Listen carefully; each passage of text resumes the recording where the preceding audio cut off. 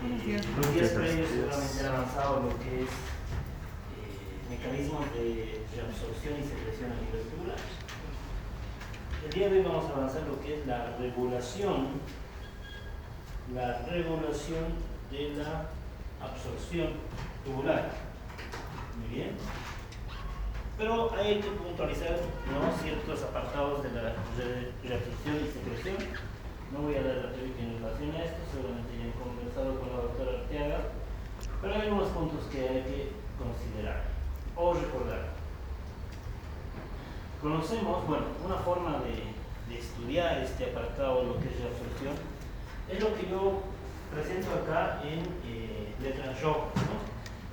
Si bien es muy complicado a veces recordar y memorizar, ¿no?, algunos puntos, ¿no?, importantes, lo que ustedes deben recordar al momento de revisar este tema es el porcentaje de agua y solutos o electrolitos que se van a reabsorber por cada segmento tubular.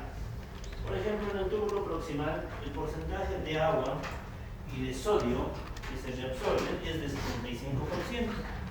¿no? Y también es muy importante mencionar que la primera mitad se reabsorbe gracias a un mecanismo de cotransporte. El cotransporte es un transporte activo secundario, ¿no?, en el cual mueve dos solutos en una dirección, muy bien, con gasto de energía, ¿no? Estos transportadores se llaman SGLT2. Muy bien, aquí tenemos estos cotransportadores.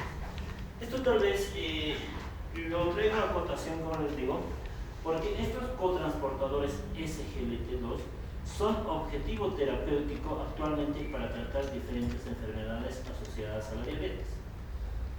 Estos medicamentos llamados inhibidores de los SGLT2, un inhibidor es un bloqueador, ¿no? Los inhibidores de SGLT2, también llamadas como glifosinas, muy bien, se llaman glifosinas, ¿no?, permiten, ¿no?, tratar diferentes enfermedades, principalmente la diabetes. Estos medicamentos se utilizan como hipoglucemiantes, que quiere decir que bajan los niveles de azúcar en sangre. Ese fue el primer objetivo de estos fármacos. Sin embargo, deben saber que los pacientes diabéticos están eminentemente asociados a patologías cardiovasculares, aterosclerosis, por ejemplo, ¿no?, síndromes coronarios. Entonces, han estudiado el uso de estos medicamentos en diabéticos con enfermedades cardiovasculares para ver si reducían la mortalidad, ¿no?, de estos pacientes a largo plazo. Se ha visto que estos medicamentos, bueno, justamente hoy día me han dado como muestra médica, si quieren pásenlo, vayan viendo, vayan pasando. Estos medicamentos han reducido la mortalidad cardiovascular. Entonces es un efecto muy bueno, ¿no? ¿Por qué? Porque los pacientes diabéticos pueden morir generalmente por problemas cardíacos, infartos, insuficiencias cardíacas. Entonces estos medicamentos han demostrado que reducen la mortalidad cardiovascular. Pero al mismo tiempo han visto que estos medicamentos, ¿no?, también reducen la progresión de la enfermedad renal en un paciente diabético. ¿Cuál es la primera causa de que un paciente llegue a diálisis? O sea, que un paciente tenga insuficiencia renal avanzada. ¿Cuál es la primera causa de enfermedad renal? ¿Cuál creen que es la primera causa de enfermedad renal? La diabetes. La segunda causa es la hipertensión. Entonces, todo aquel paciente que sea diagnosticado de insuficiencia renal, ¿no?, tiene un gran porcentaje de que su principal causa sea la diabetes. ¿A qué quiero llegar? Que los diabéticos mal tratados, indisciplinados o con mucho tiempo de evolución de presentación llegan a desarrollar enfermedad renal, lo que se llama nefropatía diabética. Entonces, han usado estos medicamentos en pacientes diabéticos con compromiso renal para ver si se reduce el tiempo de que estos pacientes avancen una etapa terminal y requieran diálisis. Y se ha visto que en aquellos pacientes que tienen un filtrado glomerular más de 30 ml por minuto, ¿no?, o sea, llámese 40, 50, 60, 90 ml por minuto, reduce la progresión de esta enfermedad. Los que han visto ya prácticas, ¿no? Y el caso clínico, en anexos tiene una tabla al final que dice etapas de la enfermedad renal.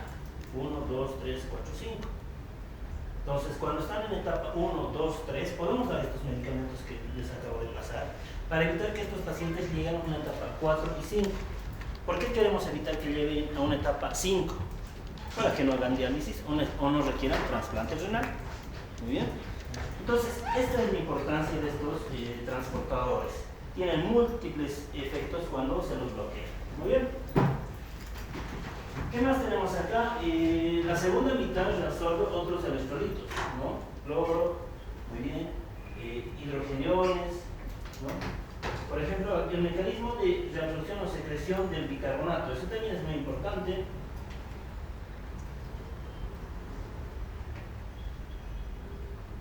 El túbulo proximal participa en la reabsorción de bicarbonato, ¿no es cierto? El bicarbonato se une con el hidrogenión que es secretado, forma esto, ¿cómo se llama esto? Bioquímicamente, el H2CO3 se llama ácido carbónico, ¿no?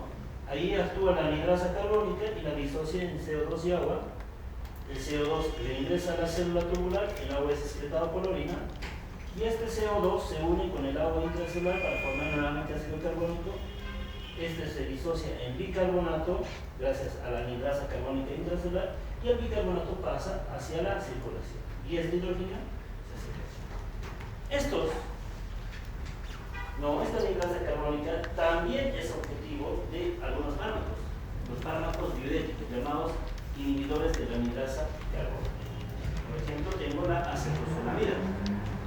La acetozolamida es un fármaco diurético que se utiliza en el soroche. ¿Saben qué es el soroche? Mal de altura. En el mal de altura.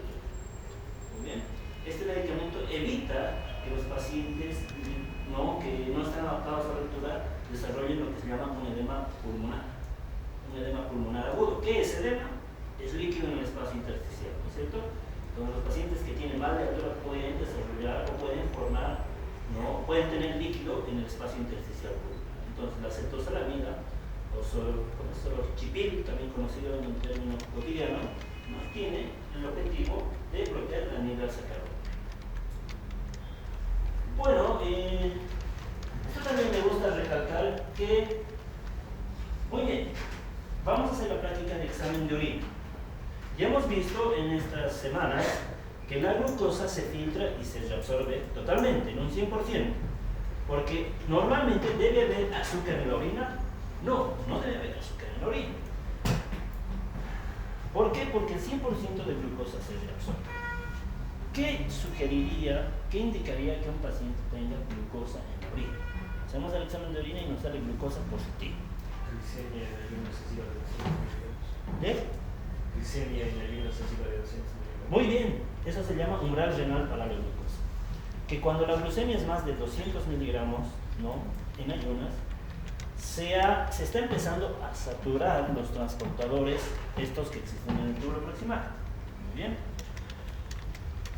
Eso es una posibilidad, y eso obviamente indicaría que el paciente con niveles de azúcar de 200, la diabetes se diagnostica cuando la glucosa es más de 126, pero un paciente que ya tiene azúcar en la orina nos indica que sus niveles de azúcar en sangre son de 200 para arriba. Sugiere diabetes. Pero no solo eso. Si nosotros en el examen de orina vemos, además de glucosa en orina, que se denomina glucosuria, pero también vemos esto.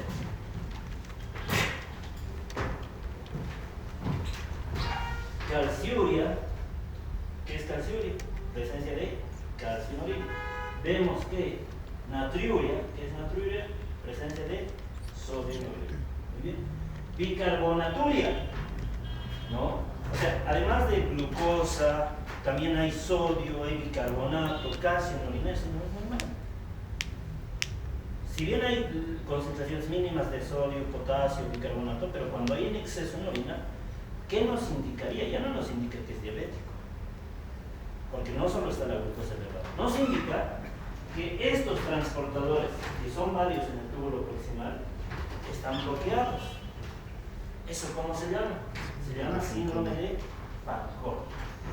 Un síndrome es un conjunto de signos y síntomas por múltiples enfermedades. Eso significa que este síndrome tiene varias causas. Puede ser por el uso de medicamentos como el litio. El litio es un medicamento que se utiliza para enfermedades psiquiátricas, muy bien, para enfermedades mentales. Puede ser que el paciente haya sufrido una nefropatía tubular isquémica. ¿Qué significa tubular isquémica? ¿Qué es isquemia? Falta de irrigación. ¿Qué es isquemia? Falta de irrigación. Falta de irrigación. Irrigación baja. Isquemia es la ausencia de flujo sanguíneo en un tejido. No hay sangre en un tejido. ¿Qué significa eso? Necrosis tubular isquémica. Si un tejido no recibe sangre, ¿qué pasa? Hay necrosis, muerte, ¿no? Y si muere el tejido tubular, ¿ustedes creen que va a poder absorber eso? No. Entonces, no solo, eso es lo que quiero que quede. La mayoría dice, tiene azúcar en la orina, es diabético. Pero ojo, hay que ver otras cosas más. ¿Bien?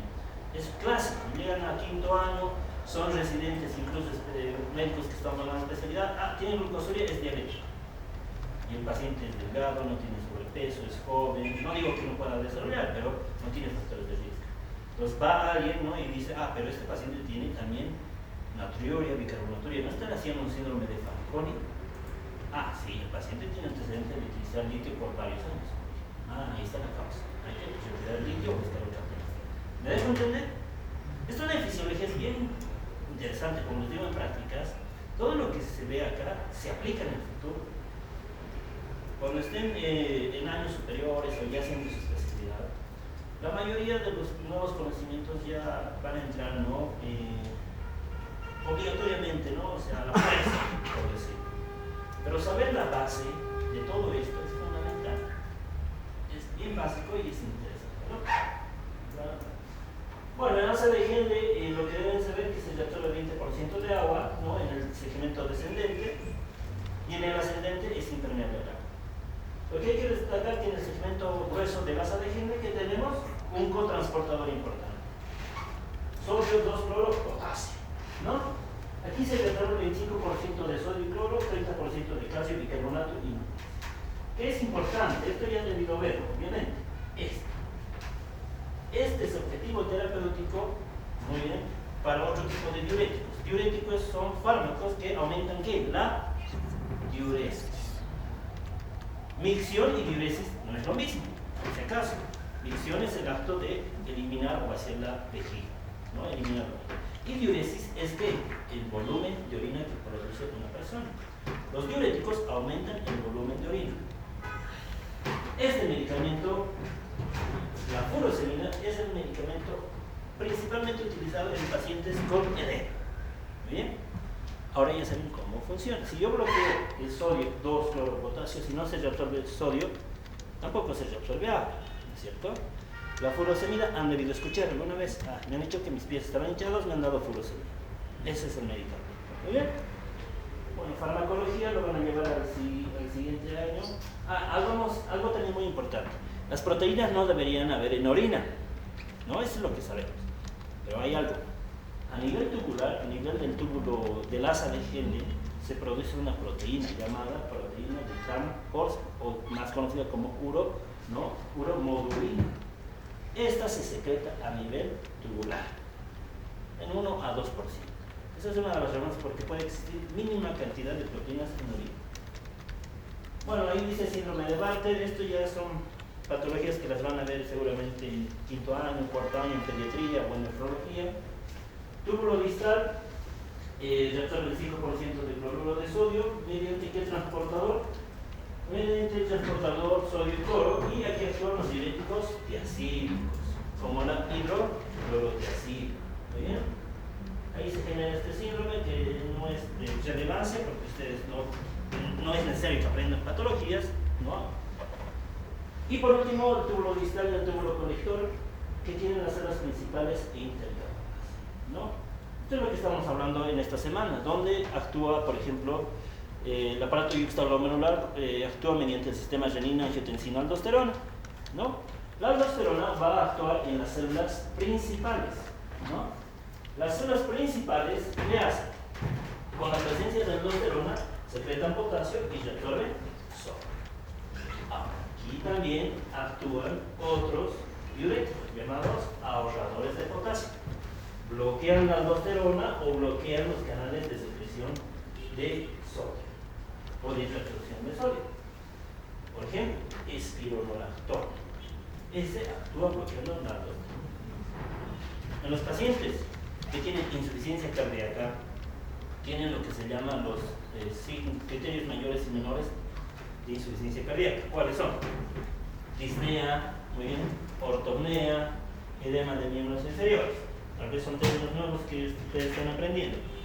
Disnea es la sensación de falta de aire. Ortopnea es la sensación de falta de aire cuando el paciente está recostado. Edema de miembros inferiores, eso no necesito explicarles, pero estos son síntomas que aparecen en un paciente con una insuficiencia cardíaca. ¿Qué pasa? Este corazón no bombea adecuadamente. Entonces la sangre que queda en el corazón va reteniéndose y el paciente se empieza a hinchar. Porque cuando está echado, siente falta de aire. Siento que me tapa el corazón. Damos furosemida, damos espironolactona. Pero ¿qué es importante sobre esto? Si tienes un paciente con insuficiencia cardíaca y además es enfermo renal, el enfermo renal no puede controlar las funciones renales. Son 7 funciones renales: regulación de la presión, balance hídrico, balance electrolítico, etc. Un paciente renal, una de las complicaciones electrolíticas que tiene es la hipercalemia. ¿Qué es hipercalemia? Hiper es aumento, calemia de potasio. ¿Cuánto es el nivel normal de potasio? De 3.5 a 4.5 miliequivalentes por litro. Ya, si bien la furosemida y espironolactona son diuréticos que nos ayudan a deshinchar al paciente, sacar líquido y que ya no sienta esa sensación de falta de aire, pero es enfermo renal, puede que sus niveles de potasio estén altos. ¿Le darán espironolactona? ¿Le daría?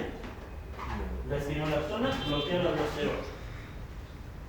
Si no hay aldosterona, el potasio se queda en el cuerpo, ya no se secreta. El paciente renal tiende a ser hipercalórico. Y si tú le das espironolactona, o sea, un diurético alrededor de potasio, elevas más los niveles de potasio en sangre. Y el potasio elevado, el potasio participa en diferentes actividades celulares, pero en cuál fundamentalmente es muy relevante. En conducción muscular, pero sobre todo ¿de quién? Del corazón. Si tenemos un paciente con hipercalemia, los controles deben ser mínimos. Con 5.5, 5 o a 6 ya tiene arritmias. Con potasio de 7 el paciente puede hinchar infarto cardíaco y fallecer. ¿No? Entonces, por eso es muy importante conocer todo esto. ¿Entendido? Muy bien. Y bueno, algo para culminar esta parte de introducción. Tenemos las células intercaladas de tipo A y B. Esto es sencillo de recordar. Miren todo un enredo ahí aquí. ¿Qué hacen las células intercaladas de tipo A? ¿Qué hacen las de tipo B? A forma de resumen, como yo les pongo así, ¿no? Las de tipo A no significan que secretan ácido. ¿Cuál? El hidrogenión. Y las de tipo B secretan bases. ¿Como cuál? El bicarbonato. ¿Entendido? Muy bien. Ahora vamos a pasar a lo que es ¿cuáles son los mecanismos por los cuales se regula esta absorción? ¿Hasta acá tienen alguna pregunta? ¿Preguntas?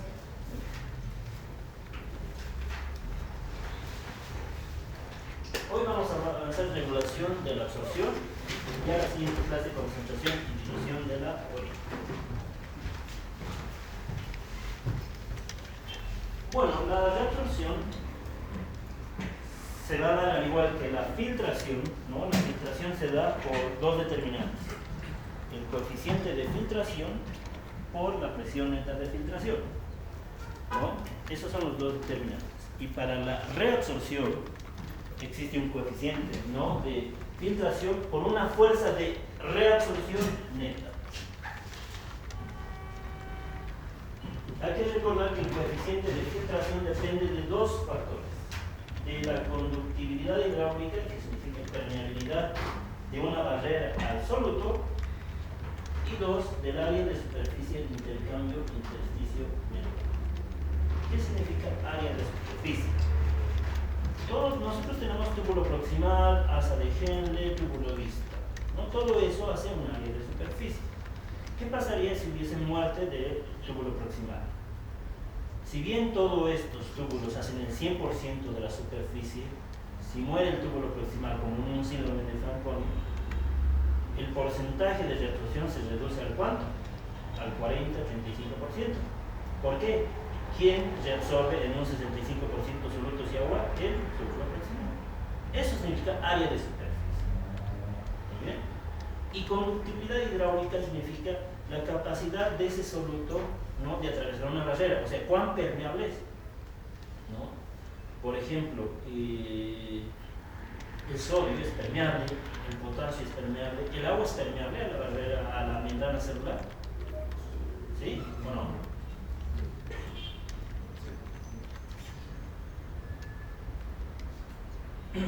El agua no es permeable a la membrana celular. ¿Por qué? La membrana es una capa bicapa fosfolipídica, es una capa de grasita, ¿no es cierto? El agua atraviesa fácilmente esta capa. No, ¿qué necesita? Unos transportadores. ¿Cómo se llaman los transportadores? Agua fosfórica. ¿Ok? Bueno, al igual que en filtrado glomerular tenemos presiones.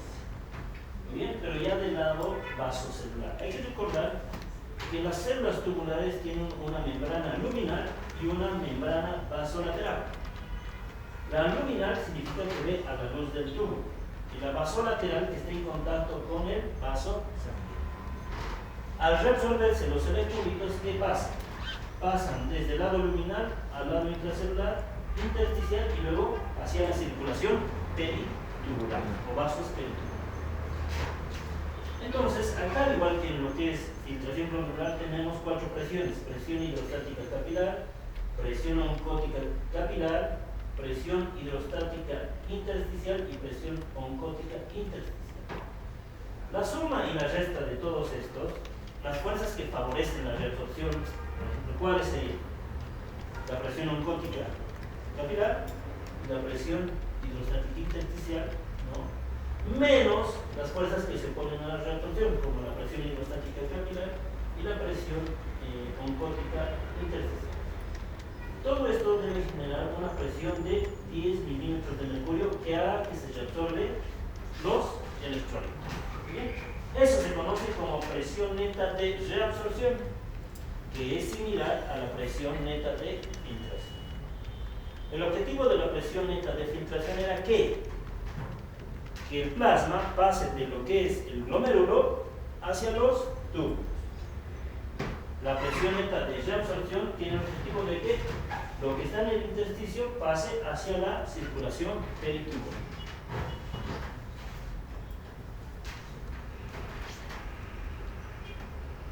Bueno, la reabsorción puede darse por varios mecanismos: por una vía transcelular o por una vía paracelular.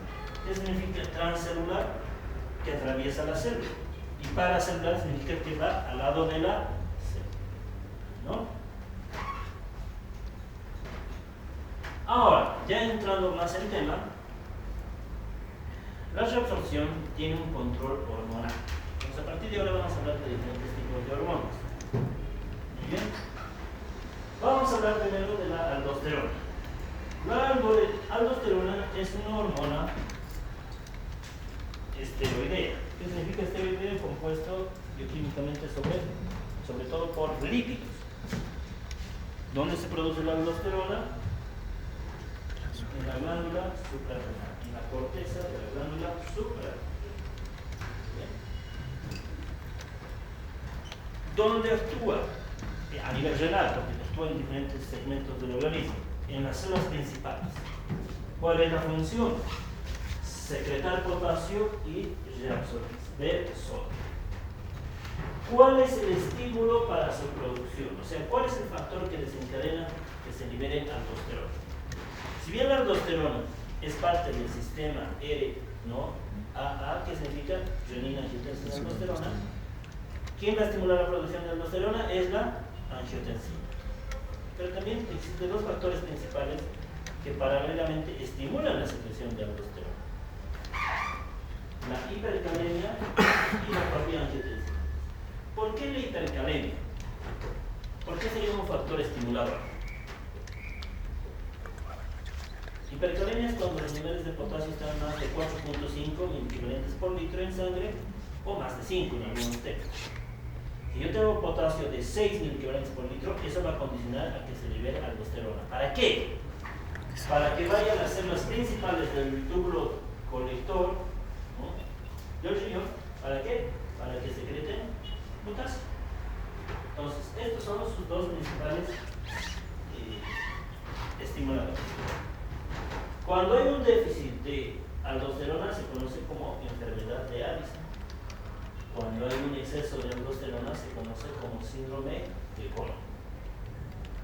Ahí ya hablamos, ¿no?, que actúan la aldosterona, ¿no?, actúan estas células y pueden bloquearse por diuréticos, ¿no? Otro, la angiotensina 2. La angiotensina 2, muy bien, sabemos que se produce, ¿no es cierto?, bajo el sistema renina-angiotensina. A nivel pulmonar, la angiotensina 1 se convierte en angiotensina 2, ¿no? ¿Y cuáles son las funciones? Estimular la producción de aldosterona, vasoconstricción de la arteriola aferente y eferente y la absorción directa de los. Tres funciones. Bueno, ya no voy a explicarlo por qué estimula la aldosterona, eso ya se entiende.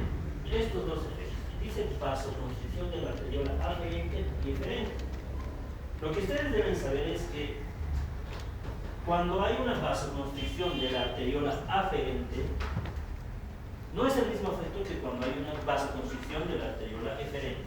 No es el mismo efecto sobre la tasa de filtrado glomerular o sobre la filtración.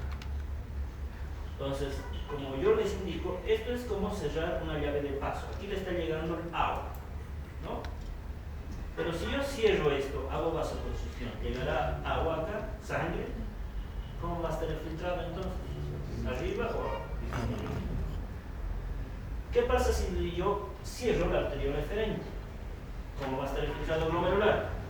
Va a estar aumentado, porque aquí va a aumentar la presión intraglomerular, la presión hidrostática. Y si aumenta la presión hidrostática, va a aumentar el filtrado glomerular.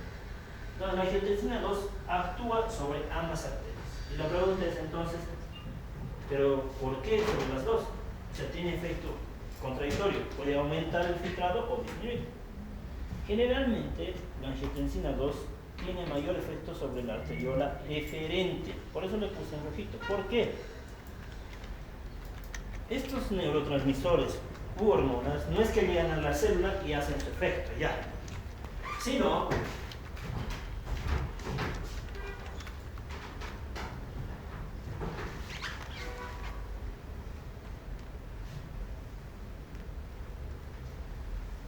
tengo la angiotensina 2, que es un neurotransmisor.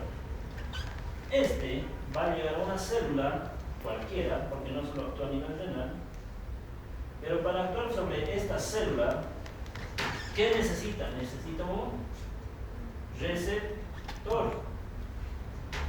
Si no existe este receptor, pese a que haya angiotensina, no va a cumplir su efecto. ¿Cómo se llaman estos receptores? Receptor AT1 y receptor AT2. Receptor de la angiotensina tipo 1 y tipo 2. ¿Quién tiene más receptores? ¿La arteriola aferente o la eferente? La eferente. Bien, la eferente. Como tiene más receptores para la angiotensina, este es quien va, es donde generalmente va. Muy bien.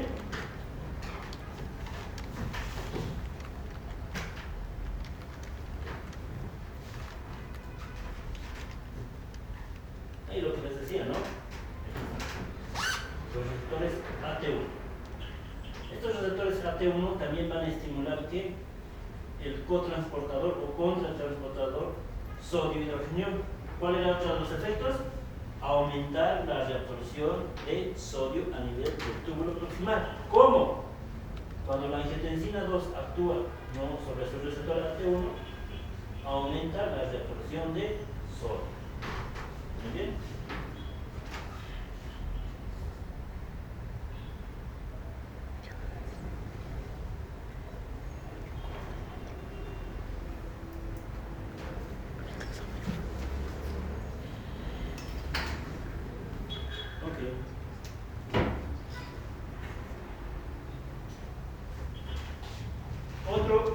Otra hormona es la ADH, o vasopresina.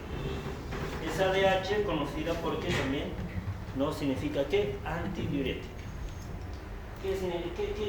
¿Qué intuirían por antidiurética? Elimina la diuresis. Que está en contra de la diuresis. O sea, disminuye la diuresis. También vasopresina, ¿por qué? Vasopresina porque es un potente vasoconstrictor. Esta ADH, bueno, no lo puse acá, se produce, ¿dónde se produce? En el hipotálamo, en el núcleo supraóptico y paraventricular del hipotálamo. Se almacena posteriormente en la neurohipófisis. La neurohipófisis es el lóbulo posterior de la hipófisis. Se almacena conjuntamente con otra hormona llamada oxitocina. ¿Bien? Entonces, la ADH, que se produce en el hipotálamo, se almacena en la neurohipófisis, va a actuar sobre la porción final del túbulo distal, en el conducto colector cortical y en el conducto colector medular. ¿Cuál es el efecto de la ADH en estos segmentos tubulares? La ADH o vasopresina va a llegar al lado vasolateral de estas células y se va a unir con un receptor de la vasopresina tipo 2. ¿Bien? La unión de la vasopresina con su receptor va a desencadenar unas respuestas intracelulares, vía la formación de AMP cíclico, que desencadena una proteína quinasa y la fosforilación de proteínas. Esta fosforilación de proteínas lo que conduce es a la generación de unas proteínas transportadoras. ¿Cuáles son estas proteínas transportadoras? Las aquaporinas. Estas aquaporinas que van a generarse en el lado intracelular van a ir a unirse a la membrana luminal. ¿Para qué? Para poder reabsorber agua. ¿Cuánto por ciento de agua se reabsorbe en el túbulo proximal, en el túbulo distal y los conductos colectores? Del 5 al 10%. ¿Bien? Ok. ¿Puede volver a repetir? ¿Esto? Sí, por favor. Bueno, a ver, lo podemos ir a aplicar.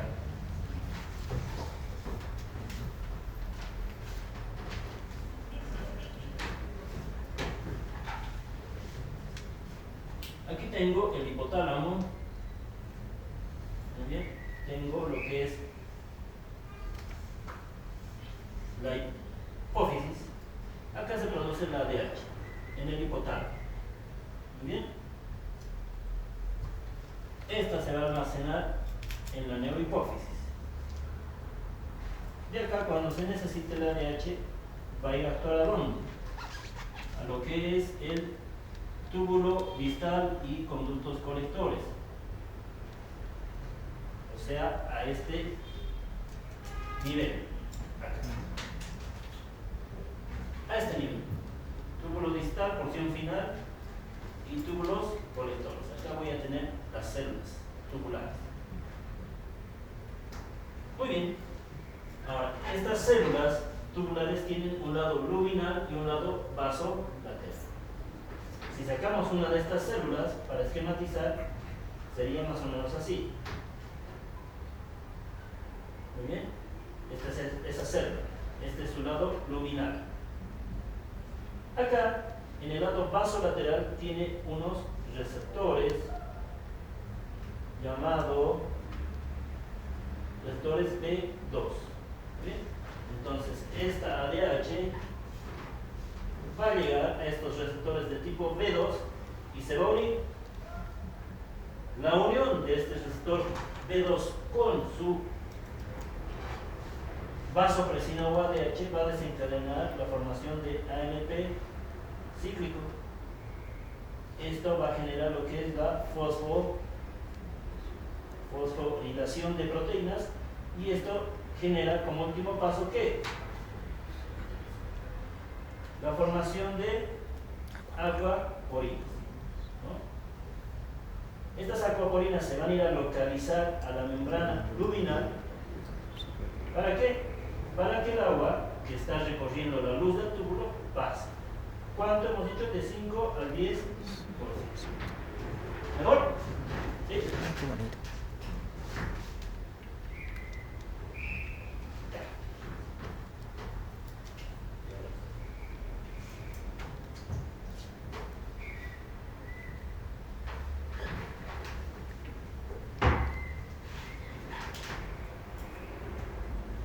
Bueno, este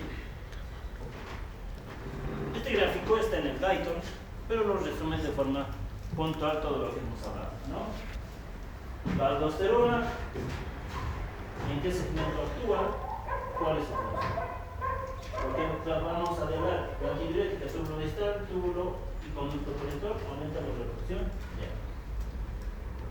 Tengo otras hormonas, por ejemplo, el péptido natriurético auricular. Esta hormona se produce a nivel de lo que es la aurícula derecha del corazón, ¿no? Va a ir a actuar sobre el túbulo distal, túbulo y conducto colector. Cuando el corazón se sobrecarga de líquido, es bien bonito fisiología cardíaca. Luego de este segmento es, cuando el corazón no se contrae normalmente, bombea el 60% de su contenido. Eso se llama fracción de eyección. Pero si es un paciente con una insuficiencia cardíaca, o sea, con un corazón insuficiente, ya no va a bombear el 60%, bombeará el 50-40%. ¿Qué pasa con el resto del excedente? Se queda en el corazón. Si se queda en el corazón, va hacia las venas cavas, superior e inferior. Y de las venas cavas va hacia los espacios intersticiales y el paciente se hincha. Entonces, el corazón se empieza a llenar de líquido. Cuando la aurícula derecha se estira por tanto líquido en un paciente con insuficiencia cardíaca, es el factor que estimula la liberación del péptido natriurético auricular. Es un mecanismo de compensación. Si hay péptido natriurético auricular produciéndose, ¿qué dice? Va a actuar en estos segmentos tubulares y va a disminuir la reabsorción de sodio y cloro. Si disminuye la reabsorción de sodio y cloro, ¿eso conlleva qué? Que haya mayor diuresis. El cuerpo, a manera de compensar de que se está llenando líquido, va a tratar de eliminarlo por la diuresis. Por eso, un paciente que tenga insuficiencia cardíaca, para corroborar ese diagnóstico, se pide la ProBNP. ¿Qué es ProBNP? Es el precursor de la hormona del péptido natriurético. Si yo veo en sangre que esto está elevado, evidentemente este paciente está entrando en insuficiencia cardíaca. Luego tengo la hormona paratiroidea, que disminuye la reabsorción de fósforo y aumenta la reabsorción de calcio a nivel de lo que es el túbulo próximo. Esto también es muy importante para enfermedades renales. Esto ya es concentración y dilución de la orina. ¿Alguna pregunta? ¿Se entendió? Muy bien. Bueno, yo pregunto. No, hagan lista los de mi grupo de prácticas, por favor. Y lo otro es... como han visto, esto de fisiología renal está muy relacionado, como yo les digo de inicio de clase, con múltiples enfermedades. Ya hemos hablado de diabetes, hemos hablado de farmacología, de enfermedades psiquiátricas, hemos hablado de insuficiencia cardíaca. Lamentablemente al riñón todo lo reina. Fármacos, problemas cardiovasculares, problemas del trabajo. Entonces, si en algún momento les interesa hacer esta área de especialidad, el camino es largo. Es largo porque no solo te vas a enfocar en tu área, que es, no sé, neuro, por ejemplo, todo lo que hemos dicho neuro, ¿no? Es como que cerrado. En cambio acá es bien lindo en el sentido académico, ¿no? Porque tienes que saber todo prácticamente. Problemas cardíacos, metabólicos, farmacología en general, porque ¿por dónde se eliminan la mayoría de los medicamentos? Por los... Hay 8 reglas de cuidado renal, ¿no? 8 reglas de prueba renal. Contrólate tus niveles de azúcar, fíjate la presión, y más, toma agua. Pero uno de los últimos es no te automediques. ¿Qué es automedicarse? Tomar medicamentos sin una receta. Tomar medicamentos sin prescripción médica, sin que te lo diga de un médico. Eso es automedicarse. Puede que tú no seas sensible o alérgico a algún medicamento, eso genera daño renal. Puede que tú sepas que no, que la espironolactona es un medicamento que ayuda a la deshidratación, pero ¿qué pasa si eres un paciente que tiene tendencia hipercalémica? Entonces ahí está, por eso no te ¿no? Algo básico. Bueno, entonces, si me preguntas, a ver. ¿Dónde más actúa la angiotensina 2? A nivel renal, actúa en el túbulo proximal, ¿no? Aumentando la reabsorción de sodio, y también actúa en la arteriola eferente, a nivel renal, simplemente eso. Ahora, a nivel sistémico, en general en todos los vasos, porque ayuda a la vasoconstricción. ¿Alguna otra pregunta? Doctor, la ADH, ¿por qué tipo de transporte atraviesa el endotelio antes de llegar a las células del túbulo proximal? ¿Por qué tipo de transporte? La ADH no es una proteína, es una hormona peptídica. Muy bien, es una hormona peptídica. ¿Qué significa eso? Que está formada por proteínas. Las hormonas peptídicas circulan en la sangre, muy bien, circulan en la sangre de forma libre. Pero una vez para pasar de la sangre al espacio intersticial y la membrana vasolateral, no, simplemente son proteínas transmembranosas, no tiene una proteína como tal específica, transmembranadas. Las proteínas o las hormonas peptídicas, para unirse a la célula, pasar de la sangre a la célula, puede que no necesiten transportadores o necesitan solo transporte facilitado. ¿Qué quiere decir? Que hay canales que dejan pasar a esta proteína. A diferencia de otras proteínas como otras hormonas como la aldosterona.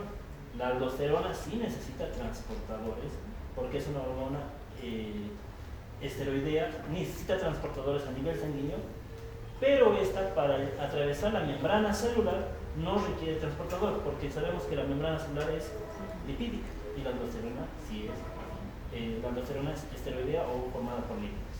Muy bien. Ok, bueno, nos vemos el día de mañana. Conmigo nos vemos hasta el viernes. El lunes y el martes pasan con la doctora Arteaga lo que es parte del inicio del examen de orina. Y luego miércoles, jueves y viernes de la siguiente, nuevamente conmigo, hacemos examen de orina. ¿Bien? ¿Listo? Que tengan un buen día.